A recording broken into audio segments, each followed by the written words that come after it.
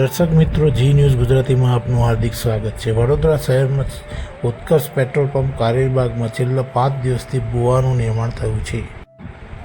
બીજી બાજુ રોડ બંધ છે, પણ કોર્પોરેશનની આંખો ખુલતી નથી। અકસ્માત થશે કે મૃત્યુ થશે તો કોણ જવાબદાર? સવાર સાંજ આ રોડ પર ટ્રાફિક જામના દ્રશ્યો જોવા મળે છે। હવે તો વડોદરા નગરીને ખાડોદરા નગરી તરીકે ઓળખવામાં આવી રહ્યું છે।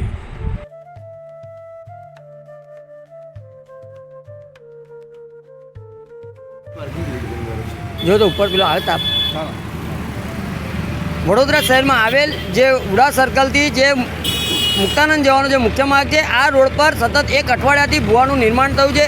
જાડી ચામડીના મગરો વિશ્વામિત્રીમાં છે, એના કરતાં 4 ગણા મગરો જે વડોદરા મહાનગરપાલિકામાં બેઠેલા છે, લાખો રૂપિયાનો પગાર લેતા હોય છે, પરંતુ ક્યાંક ને ક્યાંક તમે જોશો કે આજે સતત 7 દિવસથી જે આ ભૂવાનું નિર્માણ થયું છે, આ ભૂવાને પુરાણ કરવામાં નથી આવતું। બીજી બાજુ જે અનેક પક્ષના નેતાઓ વડોદરા શહેરની મુલાકાતે આવતા હોય છે, ત્યારે લોકોને ઝંડા લગાવવા માટેનો સમય છે, પરંતુ ભૂવાને પૂરવા માટેનો સમય નથી।